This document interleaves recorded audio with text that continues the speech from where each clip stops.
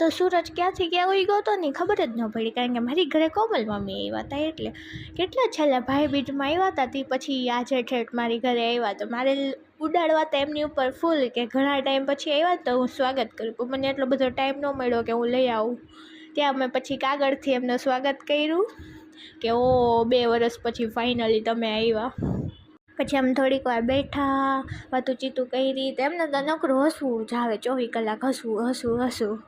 એ વખતે મારી મામીની સાડી પહેરીને તમે જોઈને કંટાળી ગયા હતા ને, આજ તો એ ડ્રેસ પહેરીને આવ્યા હે. મસ્તીના લાગે ને મારી મામી, તો પછી કોના મમ્મી કાંઈ ઘટે. પછી મમ્મીએ મસ્તીની ચા બનાવી હતી, તો અમે બધા ચા નાસ્તો કરવા બેઠા. એમાંય કોમલ મામીને દાંત આવે, બોલો હું ચા મમ્મી નાખે છે ને મારા કપમાં તો એમને એમાંય દાંત આવે, અમને શું કરવું હવે. પછી માસીને મામી તો બે કે હવે તને અમારા નાનાને ઘરે જ લઈ જાવી છે, તારા મમ્મી પપ્પા તો રાતે આવશે, તું અત્યારે જાઓ. તો પછી અમે નાનાને ઘરે ગયા અને મમ્મી બસમાં ગયા.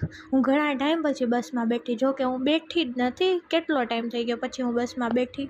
પછી વંશિકાને મળવા ગઈ તો મને મહેંદી મૂકવી હતી. ઘણા ટાઈમ પછી મારે મહેંદી મૂકવી કરતી હતી, તો હવે ફાઇનલી મૂકી દીધી. એ તો અધૂરી મૂકીને વહી ગઈ, પછી મારે પૂરી કરવી પડી. નાનીને ઘરે ગયા હોય ને એટલે જી માંગો ને હાજીર જ થઈ જાય. મેં નાનાને કીધું તું મારે વડાપાવ ખાવા, ત્યાં તો હું વંશિકાને ઘરેથી પાછી આવીને ત્યાં તો મારા નાના મારી હાટુ વડાપાવ લઈ આવ્યા હતા. પછી ત્યાં બે બહેનોને થોડીક વાર રમાડી. એમાંય ત્યાં આ તો એટલી ગટુડી હસતી હોય ને એને મજા જ આવી જાય, અને હસવું જોઈને તો મને મજા આવી ગઈ કે કેવી રમે હે શાંતિથી. પછી ઓલીને થોડીક વાર રમાડી વંશિકાએ, પછી મારી પાસે આવી તો મેં રમાડી. મારી પાસે તો એ મસ્તીની રમતી હતી. નાનીના ઘરની બાજુમાં તો કોકના લગ્ન હતા છોકરાના, એટલે ત્યાં તો અમે વરઘરો જોવા ગયા. તો એમાં ટૂંકમાં હતું એવું, બિન બુલાતે બારાતી હતા.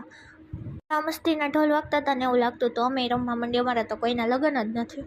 પછી મારે ખાવી હતી આઈસ્ક્રીમ, અને મેં લીધી રસ્તામાંથી આઈસ્ક્રીમ, કારણ કે કેટલા ટાઈમથી નથી ખાધી એટલે ભૂખ તો લાગે ને, એટલે મેં આઈસ્ક્રીમ ખાધી. પછી ઘરે જઈને મમ્મીને રસ્તામાંથી ભાજી કોન ખાવો હતો તો ત્યાંથી ભાજી કોન લીધો, એવું આપણા ન ભાવે એટલે મમ્મી હાટું એ લીધું. એ બહુ ભૂખ લાગી હતી તો ગાંઠિયા લીધા. ઘરે આવીને જોયું ને તો જબલા આખી ટીપોય ભરાઈ ગઈ, કેટલી બધી વસ્તુ લઈને આવ્યા હતા અમે.